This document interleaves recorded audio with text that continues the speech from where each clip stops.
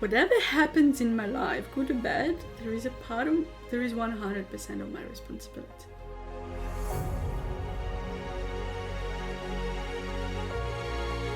Welcome to The Journey is the Destination. Today with you, Christian, Rina and Emma. Rina is the sweetest person ever, and I must say this podcast was one of my favorites, for sure. yes. I mean, I know I say this Like always, but this every- one, one for sure. Yeah, with her we touch a lot upon two lives that she's lived, one from Ukraine, one from France. And a lot about Vipassana, about meditating, how meditation can change your life, and about her personal inner growth as well, which is incredible. I mean, I got so inspired by everything she said that, to everyone who will listen, you will understand this, but I already applied for a Vipassana retreat myself now. Nice. Yeah, it's super interesting also to hear her talk about how she used to be in a job, very rigid, strict, rules, very annoying, somebody would yeah, call violent. it. Yeah, and then how she basically through traveling and through living in New Zealand basically learned so much that I've never known her anything else but the sweetest person. Oh, she's like this, you know. Imagine super feminine, soft, gentle, always smiling, sweet person. Always smiling. Super like, smiling. Wow. She is just super huggy, you know. You just want to hug her and keep her. She's amazing. Super cute also. Super cute, yes. Yeah, so sit back, relax, and enjoy the ride. Enjoy, guys.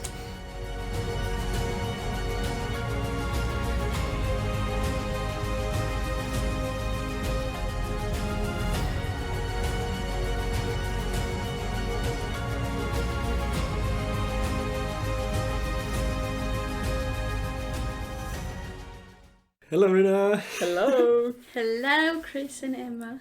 Hey. How are you today? I feel great, yay. Yeah, how was your day? Really, really magical day, eh? It was a beautiful day. I worked and then I went to meditate. And then With I some came rainbows. here. It was beautiful, yay.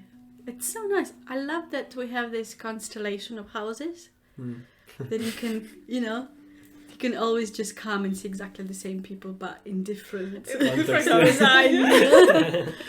It's true, like it's few spots and we're all moving just in these few spots. But it just feels different, like I see Nina, Jeff and Camacho, I live with them, but here it's like, oh hey, Like, hello, I didn't see you for half an hour. How have you been? exactly, you hug each other, you do give hello kisses.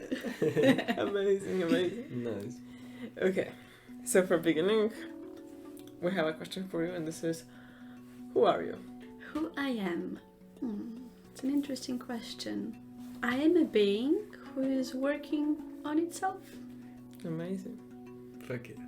That was a good answer. I love it. Yeah, I think kind of working on myself and becoming a better version of who I am is something that I have as a goal. Like something that I'm filling my daily life and then months and this year and then years. So. I sometimes say that this is the only thing that we need, like willingness to change or even a mission to do it. Yeah, because we all have stuff to work on, For sure, yeah. But just knowing that you're in the process, and if there is a mistake, it doesn't matter because you're in the process. So I think that's the definition of my life a little bit. Nice. Beautiful. Cool. So I'm really interested. I know a little bit of you, of where you come from, and from your stories. I've always been so, affected by this your duality of experience. Coming from Ukraine and then growing up in France, and it's always so interesting to hear stories about it. So I'm interested to hear from you, like how do you perceive this, like your two sides of growing up, and also like two languages, two cultures. Which, it affects you in a way, no? Yeah. I love the word you use, duality, because I agree with you. Very often people, especially when you travel, they ask where you're from. And you're like, okay. Where am I How much time from? you have? You have to kind of put a label, and it depends on your relationship, how much you're gonna tell the person. But I notice with myself that I do belong to two different cultures, and one is the emerging country, where it's chaos and a little bit of extremes, cultural extremes, and social mass, and not really organized. And then you have France, which is extremely what we call developed, economically developed, and extremely organized, and you have a big social pressure on success. Puissance. Exactly, you know, so I kind of have both, and I love having both. So I can't live only in one extremely structured society or total chaos. So I like having one foot there and another there. And I noticed with me, when I lived in Helsinki, I would take even 1 week off and go to Cambodia. Because having mass and these buses and music and dust and kids running around will just make me feel comfortable. Amazing. Balance everything. Yeah, it's like you're in the middle of it, like you're holding the harmony between two words. Exact. And even living in a hot house, I do notice that sometimes, depending on the people around me, I unconsciously balance it. Like if I'm with Camacho, who is extremely in the chaos and creativity, I'm become more organized. And when I'm with Matthias, who is really rigid, I'm becoming creative, you know. Wow. Like, So interesting. That is amazing. Wow. I've never heard it like in this way, but it makes so much sense. Like looking for what is missing always. yeah, for what is missing, I'm kind of just reopening my parts and, you know, doing the things. So. Amazing, yeah. So it's so funny, each time I talk with Camacho, I become like really like, you know, talking about law and order. I cannot imagine you talking about law. You know, and now, well, Matthias left, so I do the bills and electricity thing, you know. But when Matthias was here, I was the one who would invent the words, like, if I'm socially uncomfortable and I want to talk with you, I tell jellyfish. So, you know, and then you need to come to my room and we will talk, you know. But I'm really interested. Is it like, do you love all the sides of yourself, or you feel better when one side of you is brought up? It's so funny. Once we had a girls' night and we were decided not to talk about boys, because very often in female surroundings we always talk about. This is funny. I just wanted to ask you, how do you have a female night not talking about boys? You know, and it's true. We always talk about things that linked with a man or experiences. So we decided, and one of the things to nurture our discussion, we had to say what we like about ourselves. Beautiful. And it's kind of an exercise, you know. And for me, I said that I like that I'm diverse and I'm naturally diverse. That's amazing. That I have so much different things, and with years, it's just developing. And like 10 years ago, I liked doing that, but I'm not doing this anymore. But it's still inside me. So these small branches or antennas of my personality is just growing. And I do appreciate each of them. The one that comes to my mind that probably I feel negative feelings towards is that from the environment I come from and the profession I did, I really became a very dominating person. Especially in the conversations or arguments, or, you know, like, and it was more like definitely not a very violent communication towards others to get what you want to. No, you Coming know. from this hierarchy? Well, being female and the foreigner and getting profession in international business, which usually male profession, you know, and Have to develop thick and not skin. being French and still kind of, you know, work in a big position and having people for working on your projects, and then working in the embassy the same. So you kind of have to be a little bit a bully. No, you don't need to have to. I became a little bit of bully, or I had this violent communication. And now I see with like a little bit of distance that the society kind of nurture it and the family nurture it because it means that you are tough and you're strong. That's valued, yeah. Yes. But it's not. You have a character. It's not. It's just your insecurity. Yes. You know. So I do know that I can become very like, you know, defensive and get what I want, and if somebody did something, but like, you know, and I can really. Oh, it's so sweet when you go like that. I know exactly. I just want to hug you. And I had situations in my life where I kind of said like, whatever you do, I sit here and you fuck off. You know, like you don't touch my property, you don't do things, and it worked for me. But consciously, I choose to have to develop inner power without getting into any aggression because it's destructive. So that's part of me. I do know that I have it, but I consciously choose to work on something different. Amazing. Yay. Wow. No, well, I find it so naturally that in society you develop this part of yourself, because I think you have to be supernatural to not develop it, because the whole world works in this direction, if you ask me. Promotes violence. Promotes violence. With violence. In language already. Yes and no, because I remember in my experience the really good managers or CEOs that I met, they were extremely wise and extremely calm. Amazing. So the one who really holds the power. I always had this image of the people with whom I worked, that they had this dignity inside them. They never went for yelling on somebody who is I'm weaker so than glad you to are. hear that. Yeah. That's wow. That's so empowering. So that's what I had in my experience, and I always kept saying like, well, I let myself in my past to be more aggressive to the people who worked for me than the people who really have power, you know. So yeah. Interesting. So, Wow. So nice to hear. You gave it something to think, but amazing to hear that, really.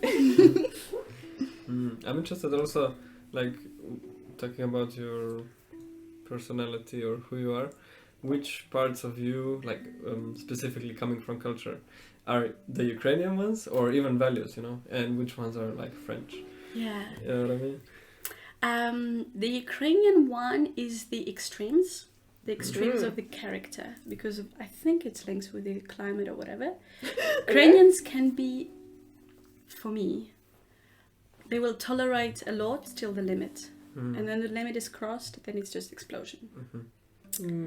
So, and then because Ukrainians in history had been always, you know, occupied by somebody, so we are very soft, and then at some point it's just like a rebellion.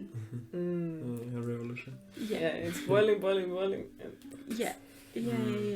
So you kind of you smile, you're very, very, very soft. But at some point, it's just like the throat is cut, you know. And there is no much coming to it, you know. There's no steps in between. It's like all the way or nothing. Yeah. Then I would say the romantic is coming from. Yeah, Ukrainians are pretty romantic, like, you know, into going, discovering romantic dates or writing letters, like old school thing, I would say. In France, this is very cheesy, you know. People don't do that. This has maybe been 100 years ago, and you see in the movies, but it's too cheesy, you know. Like in Ukraine, if you go to the date without flowers, I would love to live in Ukraine. End of life, you know. But in France, if a guy brings flowers, he feels so cheesy, you know. So the Ukrainians are very romantic. This is so cute. Like over romantic, you know, over this taking your hand and opening the door of the car. Honestly, I would love to experience this culture. I know Russia is as well the same, and like you still feel this difference between women and men, and like man is really taking care of the woman in a way that taking care, also like taking control completely, but also in Ukraine it's funny because women had also pretty strong position in history. That's amazing. So usually it's kind of, if you have a psychological harassment, are usually done by women. Clearly uncovered. In all the folk songs, usually the women are beating men. So it's very mixed culture. Interesting. So in my case, in my family, my dad is very romantic. If it's a St. Valentine's, he'll bring roses, red roses to my mum and white ones for me. It's still, he would still carry us if there is a muddy path, But all financial things or other things are controlled by me and my mom, look. By you and your mom. The power is still in the women's hands. So it's very complex.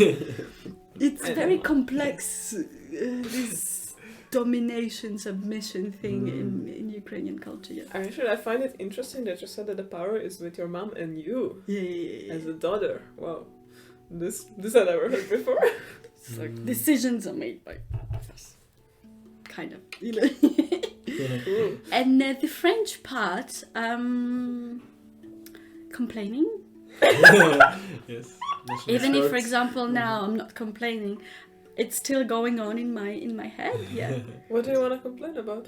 What not? Like anything. It's... You want a glass of wine? Is it no, that? but No, but you don't even have good wine here.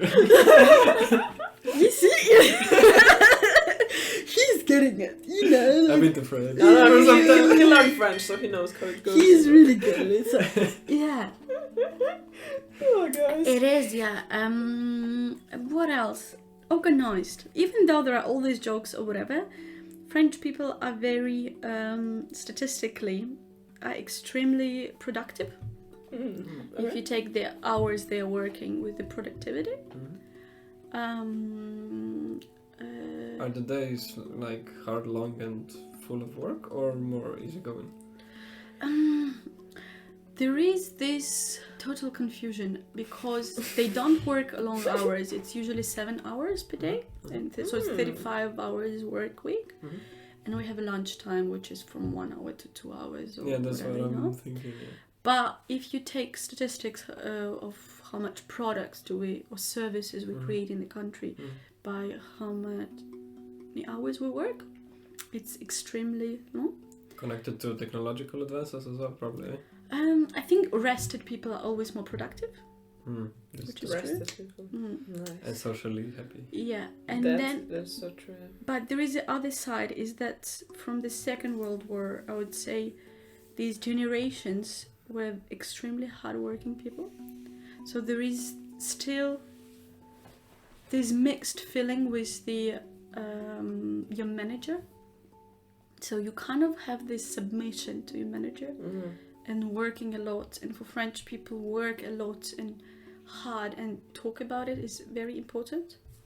You have to say how you're tired. Even though you legally work, you're paid for 7 hours, you would work longer. Just to have the opportunity to step longer. Just to have this thing that I'm giving myself and I'm doing it, and I'm a part of it, and that I'm tired. And so there is this very mixed things. Like I know in my experience, I worked very, very, very long time hours, but legally nobody really asked me to. So it's a cultural way to give yourself and to improve yourself and to constantly do something for your work. Even though it's changing. Very... I would say it's cultural. So you do what the others are doing, but it's changing with generations. So for example, our generations who are traveling, is kind of a very new thing, and it's very encouraged because after the Second World War, the grandparents would work as hard as possible to live better. Then the parents did the same, but they felt that they missed their life. So they would encourage their children to do more, to live more your dream, to talk even about your dream, to have a year of traveling, something like that.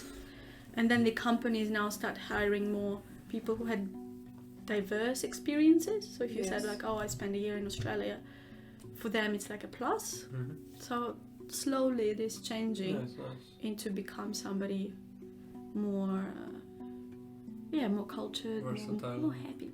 Happier, That's nice to hear. Have more broadness as well, like bit more experience of life. Well, yeah, It is. I think you cannot. I mean, what traveling gives you, nothing else can give you. I think so. Yeah, exactly. To hire someone like this, you have such a wide perspective. Amazing. So yeah, it's changing. But then it's been 4 years I'm out of the country. 4 years. Huh? 4 years, it's a lot. A lot of things are changing, and I don't even know now. If you ask me how it's there or there, I would be like, No, I need to really check. nice. Sure, yeah. But you already told us a lot, so thank you. Yeah. Where did you live, by the way, in France? Brittany, I lived on the coast. Cool. Did you like it?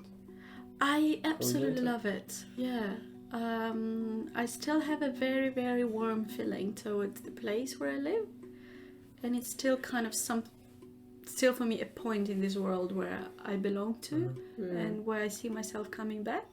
And it's absolutely cute, the Brittany in general. It's a Celtic culture, so architecture is different, the language is different, the food is different. So you have this feeling like in France, but still a little bit original.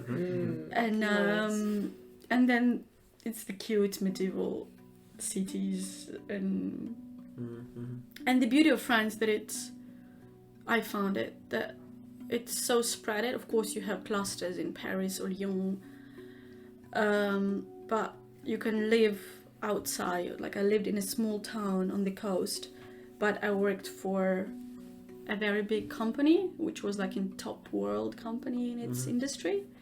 So you literally drive through the villages, get into extremely connected and modern office, and you have colleagues from all around the world, and you kind of feel being a part of the world movement. You don't feel missing anything. And it's spread it so much in France that even being in the countryside, it doesn't mean that you are missing modernity or innovation. It's vice versa. There are lots of small companies or startups that are doing something, and you feel in this boiling productive. Yeah, so you're still surrounded by nature, and your rent is low, and you have beautiful access to the sea and nice accommodation, but you're still in the movement. And that is what I liked. A nice harmony. It's not like sometimes in Wahiki it's nice, but we do feel being disconnected from I don't know, different types of jobs. And also I love the European villages. Oh my god. And the culture in Europe, this is what I miss a lot.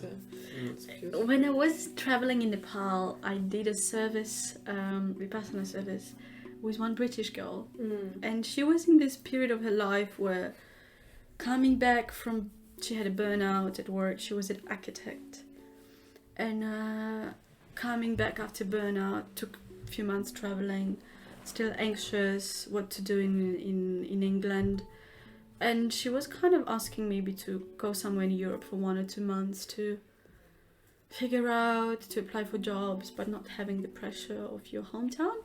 Nice. And I have an apartment. I have a small place that I purchased a few years ago, and it was empty. And I said, like, well, if you want to, just go and live there for 1 or 2 months, and you just find out.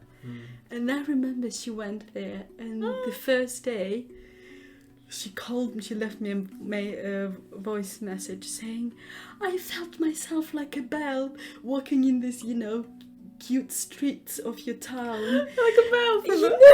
He's now singing, and everybody's talking French, and the bakery and these things. And that, it's perfect. and that's true. The street, the city center where the place is, it does look like that, And she was like, it's a movie. It's a Disney movie, So amazing. So in the end, she found job in France, and she moved to Paris, and she's still living there. She learned French, and she cool. works there. Yeah, Perfect. so you never know. Where life brings you. Wow, I love the story. Nice. So where did you travel last 4 years? Like when Nepal was one of them, or that was I went to before? Nepal. I spent there 3 months. So I had a return ticket, but I just never took it. Nice. I love it. And I went to Australia because I found a ticket for $100 Kathmandu, Sydney. Wow, crazy. Cool. $100. And I remember I was having breakfast and I saw it. I was like, you buy. And then he's like, okay, what type of visa can I get? You know. Nice. So I went to Sydney. I worked there. I worked there in finance. I spent there a year. I traveled to Philippines for months, and then I went to New Zealand. I was supposed to go home, but New Zealand was so close not to go there. And then, well, as all of us just stayed with COVID and everything. Of course, yeah. Wow. Yeah. I didn't know all this about you. And then it just like the time just spreading. It's been 2 years I'm in New Zealand. Same for you guys, isn't it? Year and a half for me. Yeah, for me. Something in between. Yeah. Yeah. And with COVID, we're kind of happily here, you know. I love this Happily, family yeah. that's forming, you know. The whole New Zealand of backpackers is just... Everybody knows each other. Everybody knows each other because new are not coming. Yeah, exactly. So we're brewing between us, you know. Yeah. I feel so blessed. I feel like something that has never happened before in history is happening, and like we are staying in the same places, traveling through the same places with the same random people that would never happen otherwise if the COVID would not exist. Yeah. So it is for us. This is a blessing. I don't know how to put it otherwise. I feel like, you know, with of course, this is a big pandemic and a lot of people have been affected in a negative way. Of course, yeah. But for us, it's like, Yes. so good, I don't need to make a decision. You don't need to... It's like an excuse to do what I want to, you know? Yeah. But it's Well, opportunity. honestly, Amazing opportunity. It's great if you feel like you need an excuse to do it. Like for sure you want to do it, so that's amazing. Yeah. Like so you're just doing what you want, which is perfect. You know, I'm like, I can still hang out like this, you know? Yeah. Yeah. And we can start to create a little life, you know, just maybe get a do. room for more than 2 weeks somewhere. Yeah. You know, just- We do Little create a thing life like here, yeah. yeah. It I is. love it here. It is, yeah. I still feel being very linked to Europe because of my family, friends who are there, For sure. and culturally too. But the years are passing, and I do realize that the gap is getting wider and wider. Bigger, for sure. So the Europe I remember in my head doesn't exist anymore because it's changing, you know. So Now ever more. so sometimes I wonder if it's a longing for sake of longing, you know. Yeah. I get what you're saying, because I had the same. I'm missing home so much, but I know home is not what it used to be. Like the place where I used to live, the city, the life. Like all the best things that I love about it are gone, and you cannot do them now with COVID. I think it's maybe the same with the past memory, you know. But also, even if nothing externally would change, like I think you have changed so much that if you come back to that environment, everything is gonna be different. Yes, Even with the same yes, people, you know, some for sure. relationships are gonna be very, very different. Like a new. Yeah. For me, I take it like if I come back to France again, for me it's like, oh, it's traveling to a new country. Yeah, it is. Yeah. I agree. Amazing. Yeah, I agree. It's like meeting new people because, well, your friends, like in my case, my friends, whether working for some big jobs or having families, and you're gonna probably meet them once a year with all their plans. For and, sure, yeah. You know. So I'm like, oh, it's kind of like the same if I would go to some French-speaking country and you just travel and rediscover something, you know. True. And or then you should just go in New Zealand, friend by friend. yeah. So, and then, well, happiness is a state of mind. So, if I'm happy inside, Nice. whatever is around is gonna just work, you know. I was always wondering, before I left here, Yeah. I thought I'm gonna live for 1 year. But I always had this fear in my head, like, wow, what happens when I come back in 1 year? Or now it's gonna be 3 years, or who knows. When all the people are gonna be the same, doing the same thing, looking the same, and I'm gonna be so different, and I will not be able to connect with anyone because of this. Like, is it, I mean, I imagined it this way, but I don't know if it's true, because it never happened to me, so I don't know. But it's I crazy. think you will just connect differently. I remember maybe my experience when I was coming back to Ukraine, because I would be different. A lot of things that people would bother or whatever, I would just connect with them differently. But I find it in a more positive way. Amazing. Because they would look at me as an alien, but they would make us to be more interested in each other. Nice. You know? Nice. Because we become exotic to each other now. Amazing. So now That's a good thing, yeah. You know, you talk with your cousin or somebody and you're like, oh yeah, okay, so can you explain me more? Can you, why do you think so? You know, and then, so we start to be as two foreigners at some time meeting the train and talking with each other for ages because we rediscover each other's life, you know, it's like... This is beautiful. You kind of saying, hello, my name is Rina, you know, we haven't seen each other for a long time. Wow. Let's get to know each other. I like it. Like a new connection. Yeah, you Amazing. know. Because the person from the past has died already, you know. Sure. So somebody new, like, it's like us. Both of them, yeah. Both of them. Wow. I can't wait to experience that with everyone back home. I'm very interested to finish the traveling. What's been your lesson of New Zealand? I mean, of course, you are a different person than you were 2 years ago, but in terms of your spiritual and personal path, like, which were your lessons? Maybe top 1 or top 2? I think the one that comes to my mind straight away, maybe extremely simple and boring, is that simple. whatever happens in my life, good or bad, there is 100% of my responsibility. So if before it was always the fault of others, and they are bad and I'm so good, they are so bad, then I was like, okay, maybe there is some part of me, and now I do realize with everything good or bad, it's 100% of my responsibility. If something happens, I let it to be, or I invited it, or I reacted in this way, or my perception of it was this, and then it, you know, multiplied. So it's kind of hard because now I understand that it's responsibility on my shoulders and I cannot blame other person anymore. And with whatever happens now in my life, I do understand that, well, I'm creating it, so work at it. And it's a big change with what I was thinking before. But I think this changes everything, so wow. It does. I admire you, that's amazing. Makes it feel a bit scary, no? Like that you're responsible for everything. On the other hand, but you got the power. Exactly, you have so much power from this. I find it to be super empowering, you know, because I can't change others, but I can change myself. Yeah, exactly. Perfect. Yes. So I think that was my simple. So nice to hear. Yeah. For me, this I would not mark as simple if you ask me. I think this is one of the biggest things you can discover in life. So amazing. But yeah, I think there is also a big difference between intellectually understanding something. Yes, exactly. And really getting it. I knew it. You know that? Like you feel it in your body. You can't fake it anymore. You know. Have you read Siddhartha? It's one of my favorite books. I know. I have it, by Kesse.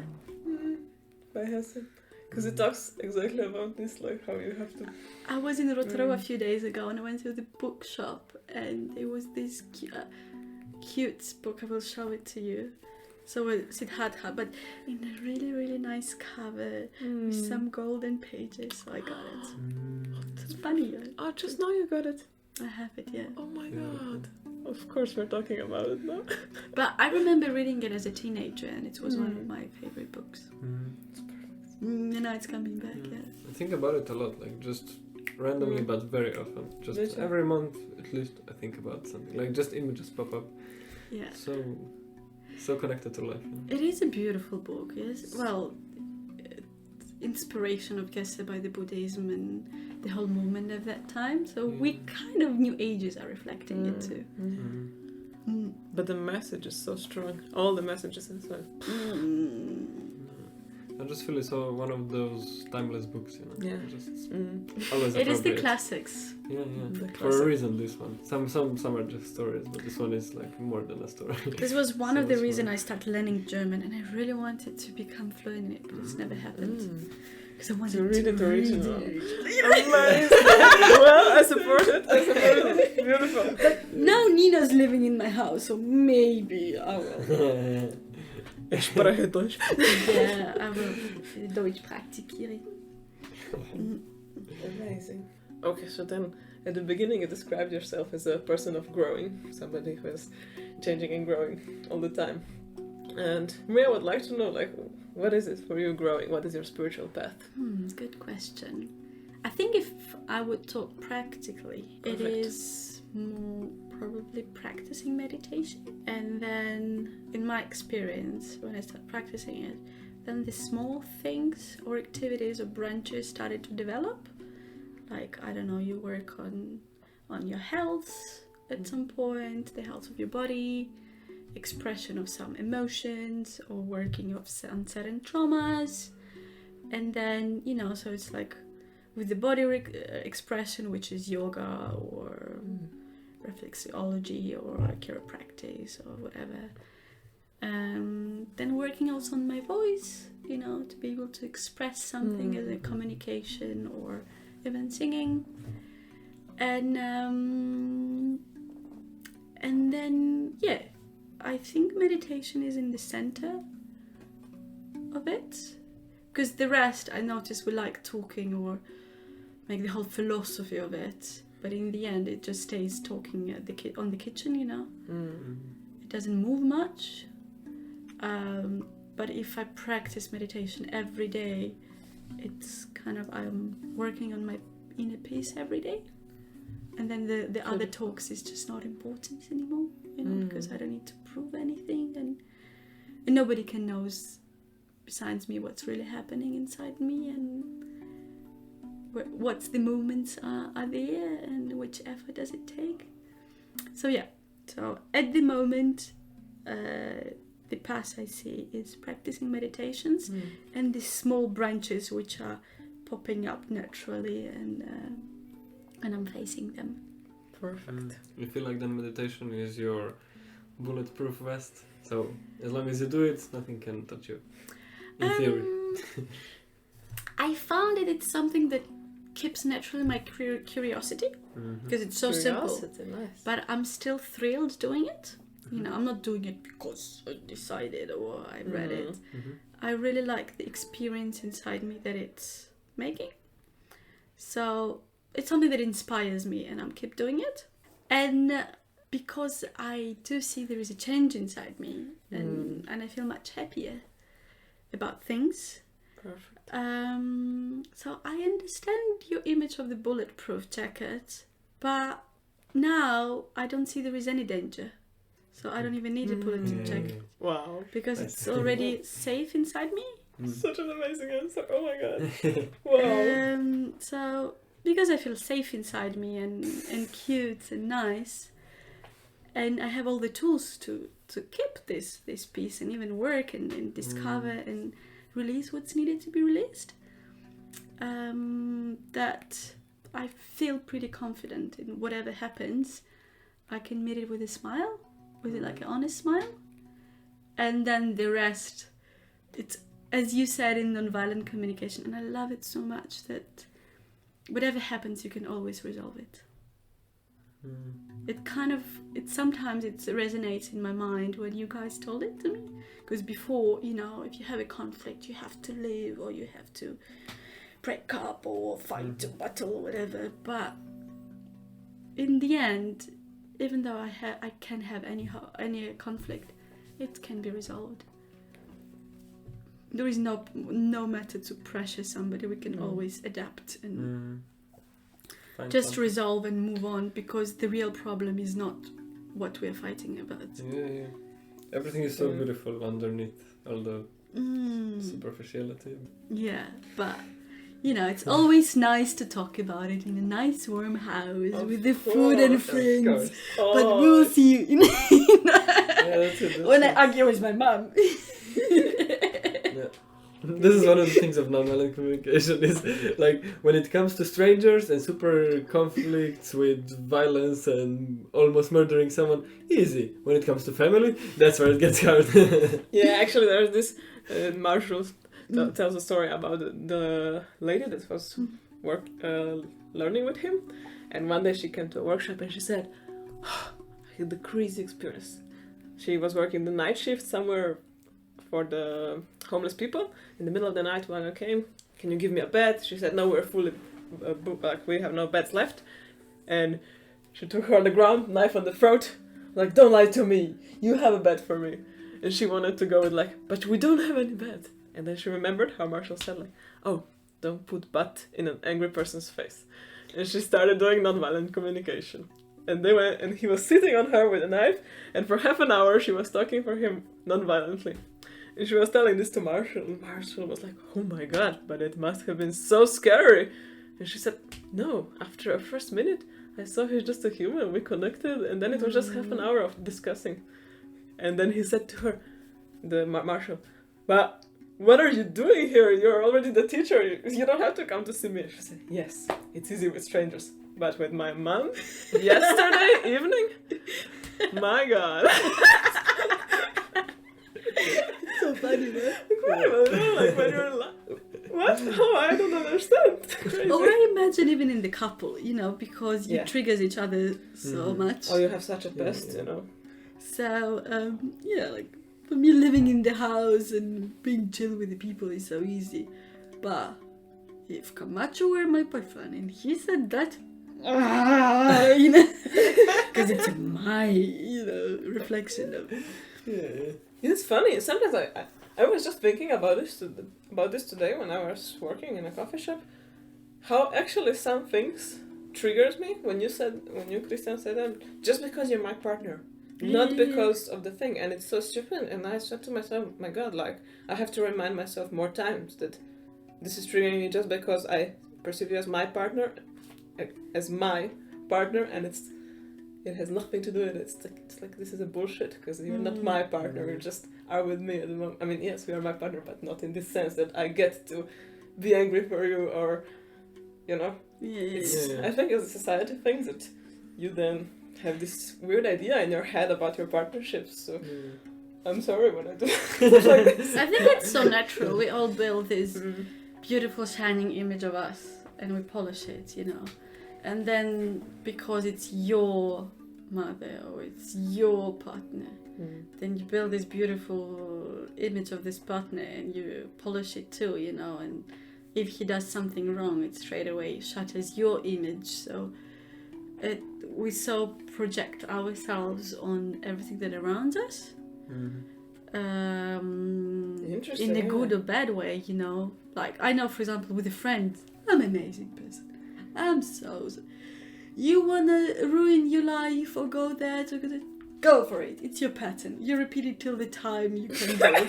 I love you as you are. You make mistakes till you want. But if it's my and he's wanna do that mistake, no, I can't because it's my image. It's my ego and interesting my to things. talk about image, yeah. But my perception. I have to think a lot now. Nice, thank you. But also connecting both of your stories, it's like even when I say something or when a partner or close connection to you says something, it's again just your reflection. So you just give it name. Yeah. You just for sure. see it clearly, but at the end it's always in you. That's good. What did they say? Partners are the best mirrors. Yes. Wow. Just like the greatest teachers you can ever have. Trigger It everything. is. Every last thing gets out. It's crazy. Yeah. You know how they say that you can be alone, super happy and light and everything? Then you get in a relationship and the shit starts. It is so much. But I did notice, guys, and I'll thank you one more time, that I do use more and more the non-violent communication. Nice. I'm so happy when yeah. I'm so happy when you write to us every time. Like, Because our first student. yeah, and I really because before I would go to the workshops and everything, but it never really. I probably used it once or twice, and then I decided I have much more fun really fighting. Like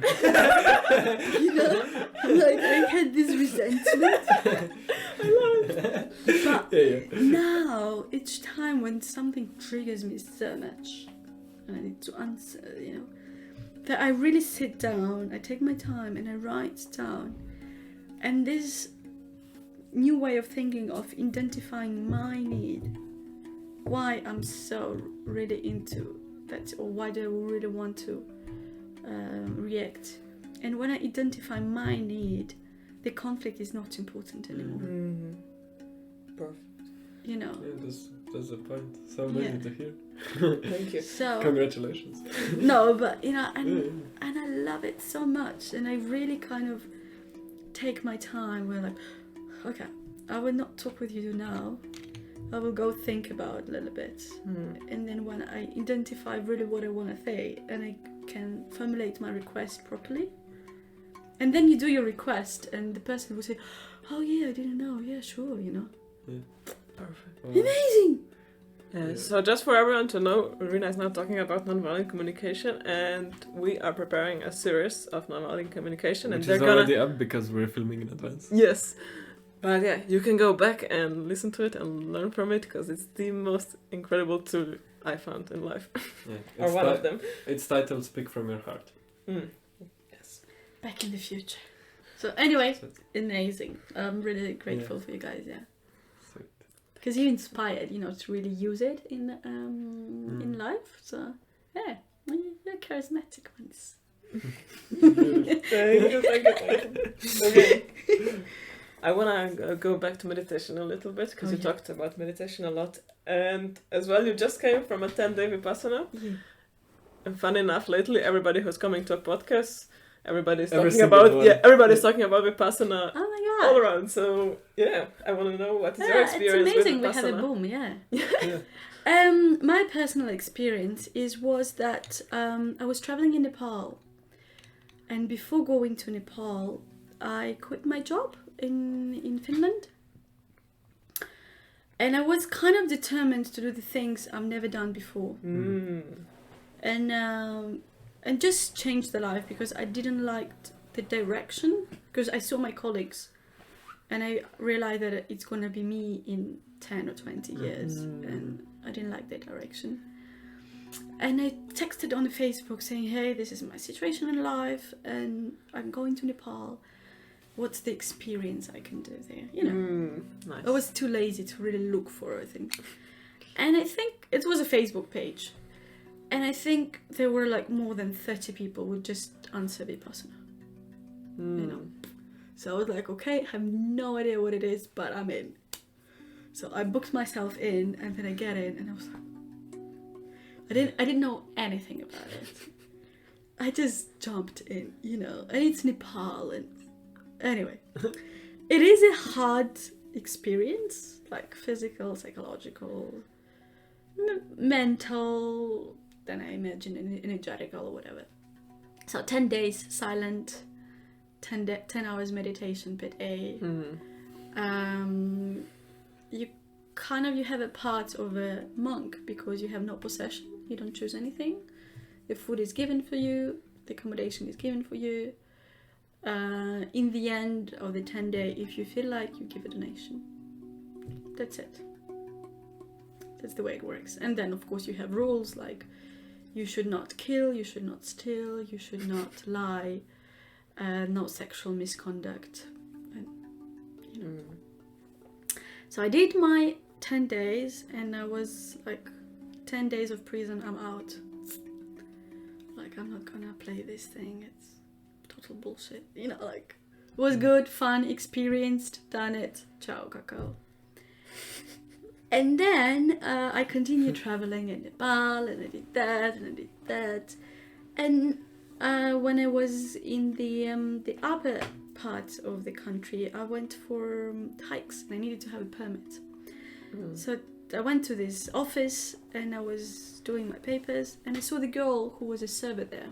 Because everyone who works in the Vipassana center are volunteers, so no money is involved. Teachers are working for free.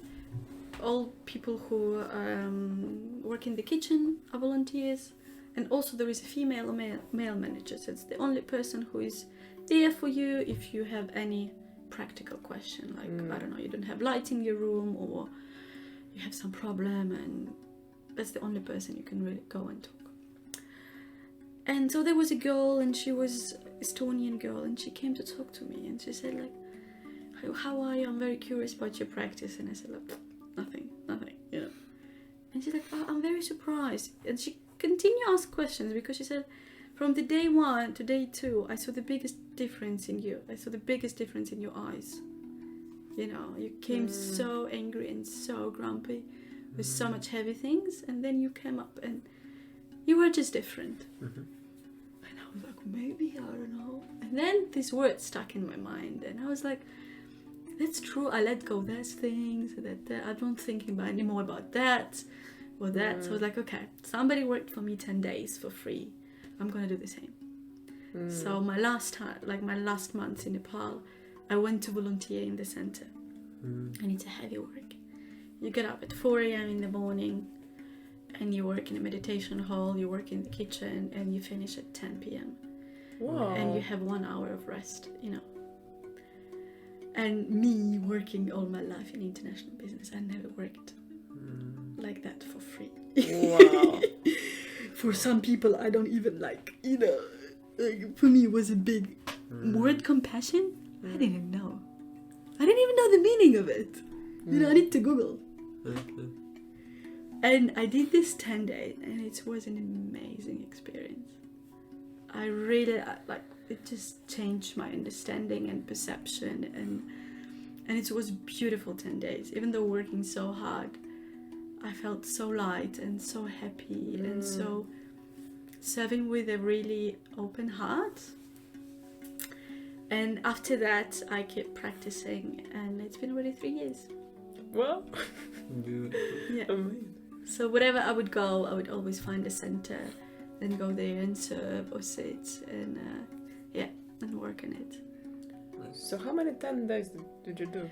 I did kind of heaps in this short period of time. I did 5 10-day sits and 2 special courses, which is Satipatthana. It's 8-day course, but it's for older students, and the instructions are different. It's a little bit deeper, but amazing courses. Nice. And then I served with the same amount. Amazing. Wow. Yeah. Yes, because I feel like every month or every second month you'll say, okay, I go for Vipassana. So I see you as someone who's really constantly in this. That's true. I was extreme because it's pretty difficult to get in. There are so many people wanting it now, which is amazing, you know. But I think it's become popular, or people talk about it more, and it's definitely worth it. Like for me, I find it to be an extremely beautiful opportunity to have 10 days of just working for yourself, and it's based on donation, and the energy is pretty pure, you know. Even here it's based on donation? Yes, it's Wow. very extremely strict rule that Wow. everybody can afford, and that you give what you want or you serve. So it's literally on your possibilities, because in the end the volition is the most important. You can give $1, but if you worked hard and you really feel this gratitude, then it's the most important there. That's the teaching, kind of. Amazing. Yeah. That's so beautiful. By every conversation we have about Vipassana, I want to do it more and more. So it's I here you will- have a waiting list or what?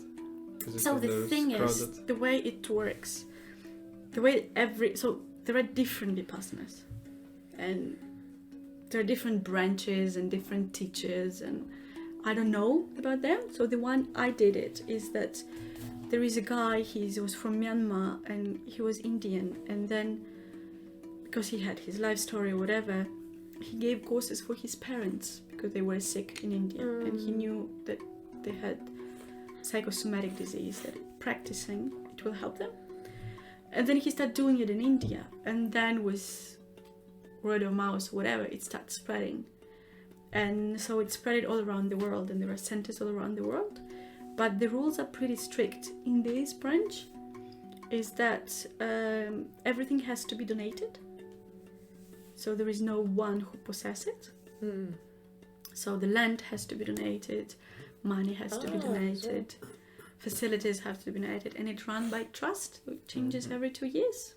So there is no one who is holding it. Man, Yeah. that's beautiful. And then the rules that they're practicing are very important. There's not killing, stealing, raping, and lying. So in fact, it's pretty complicated having these things all together. Of course, in this world. Yep. And then the land should not have that energy, you know. You cannot For build sure, something in a hostel, you know, or in a place where there were killings or where there were Of any course. histories, dark histories, and then everybody has to work for free. So another rule, you know. So with all these conditions united, they think, that's what they say, that then it creates the vibrations which are safe for people to meditate and open themselves and go deep. So that's why they are pretty small. So in that center, I think there are 80 places. 80. Yeah. So it's 40 for women, 40 for men. And I think there are twice a month courses and people applying. And so the first who applied is accepted, but the rest is kind of in a waiting list. Yeah, for sure. Wow, so cool. Yeah. But I know that in New Zealand there are lots of people who are doing it, and I'm not there for condemn, but I found it to be very important to go for a good one, because sometimes people done 2 or 3 courses and that's it. They're gurus and they're teaching it, which I found is slippery path for both. For sure, yeah. And but I have no experience, you know. That's what suits me better. So this center exists and it's closed, and that's amazing. Nice. Cool. Perfect. So if you feel any call, I would definitely recommend you. Yeah, it's just coming every week Yeah, again. it really is coming. Like Everyone who sits here.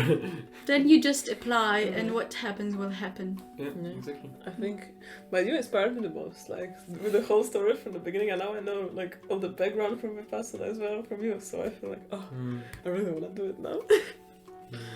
Yeah, and I find to be very grateful that I'm in New Zealand and I'm able to do so, because in For Europe, sure, yeah. because of the COVID, the centers are closed. Mm. And like my parents are really willing to do so, or Wow. my best friends, because they really saw the difference in me. They're like so into that. She was like, if you could, you know, if you change from that beach to a little bit softer version, like I'm in that. But it's so difficult to get in Europe because, well, we're so populated. Of course, Europe, yeah. Amazing. Okay, thank you so much. Beautiful. So yeah, if you can, go for it. Wow. For me, it's the best 10 days you can spend in your life. Hard ones, but yeah, Amazing. beautiful ones. Super Can't motivated. wait. Yeah. No, but I think it had to come so many times, because I was slowly building. For me, the first time I was not convinced. The second time I was not I was more into it, but still not. Then third time it was okay, I wanna do it, but not with motivation. But now, after you, Yeah. now I have big motivation. Now I wanna do it for sure. Because for me, what I've noticed with my experience, that intellectual I can understand something. Or with years of experience, okay, I see my pattern, I see it, you know. But I'm still rolling in it. And I was like, man, how can I really get out of it? And I've noticed with the meditation is that you just go so deep in this your psychological need while you're repeating it that often, that because of all these conditions united in the environment, in my case, each time I'm coming out, I just feel some part of this need or complex in me is just gone. So I don't need to fight with this anymore. It's just gone, you know, and I live my life happily and I focus on something else. Amazing. How does it work or whatever? Well, they do explain, but each time I'm coming and I'm like, oh, I'm not doing that anymore. Cool, you know. Wow. So cool. So beautiful, yeah. You know, I'm it's so like, and I've been repeating it all my life. So yeah, amazing, you know. So I can focus on something lighter and more beautiful. Beautiful. Perfect.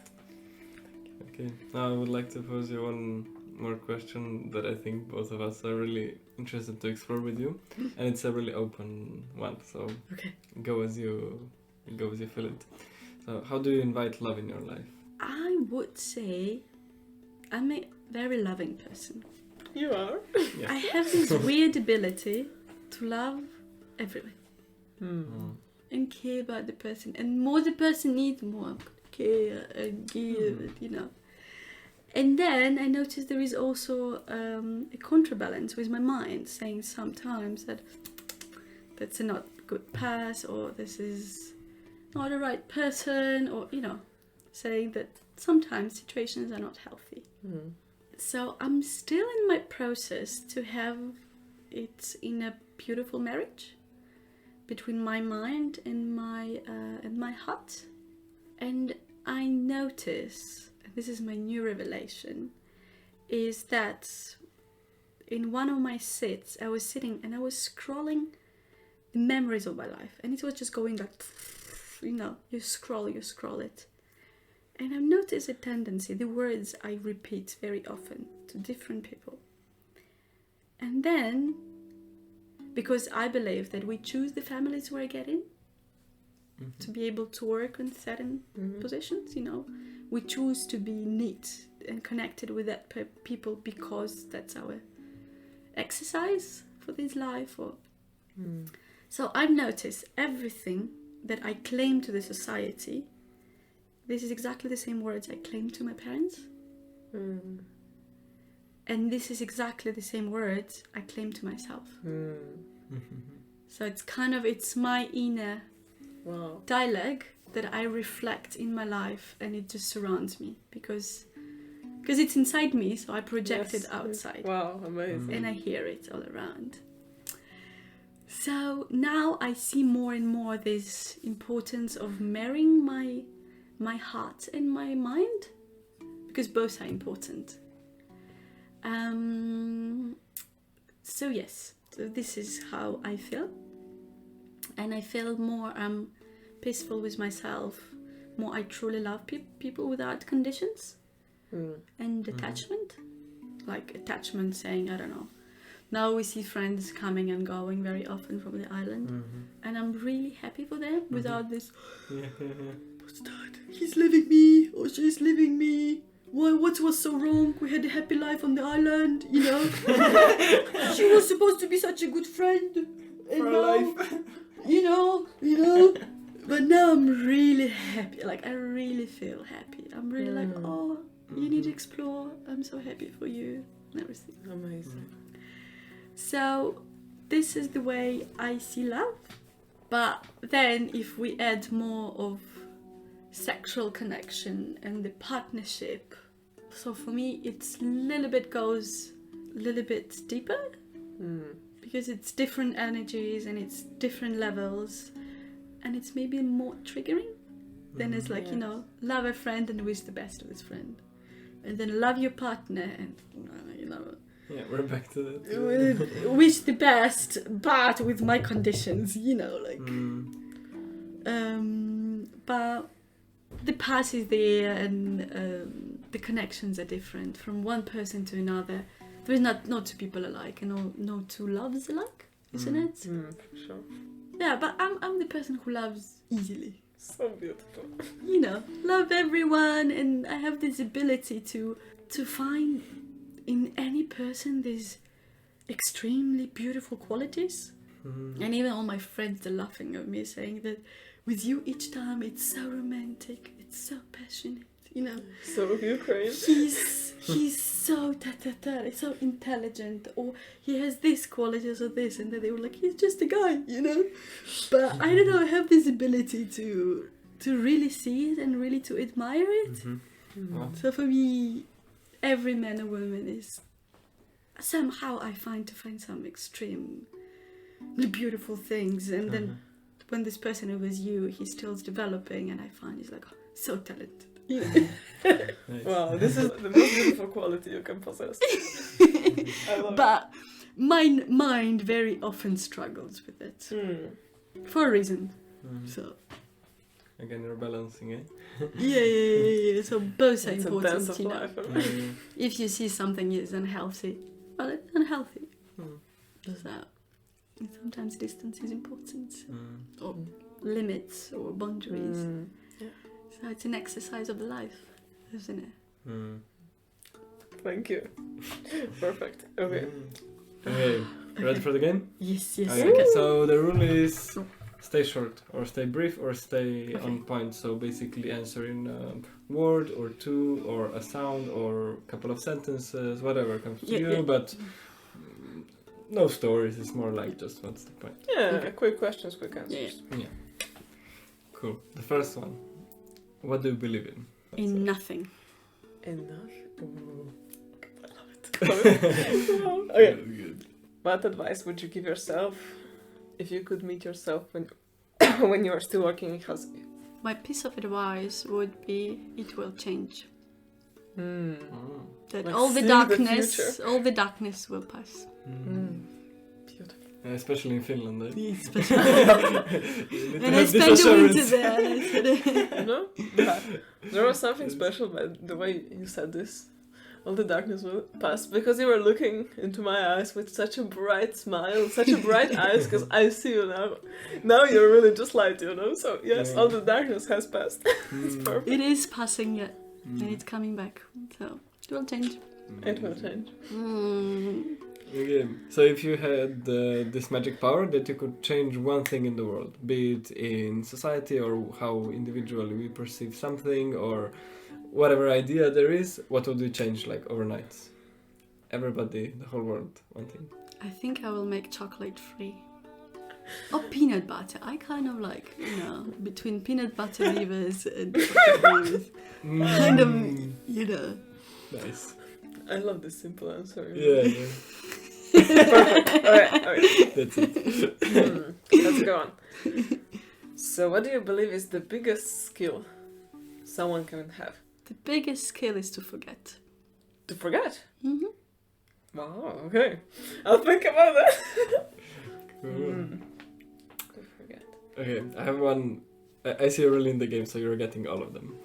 Usually we just save some, but you're getting the full package. Okay, so imagine yourself, you're very successful in a way that you achieved everything that you have possibly now in mind, and you sit in your room and you're by your, maybe say, desk or in a chair or something, you think about your life, you look around and you see something that's so dear to you. Can be a furniture or even the whole room. What is this piece of furniture? Just a thing?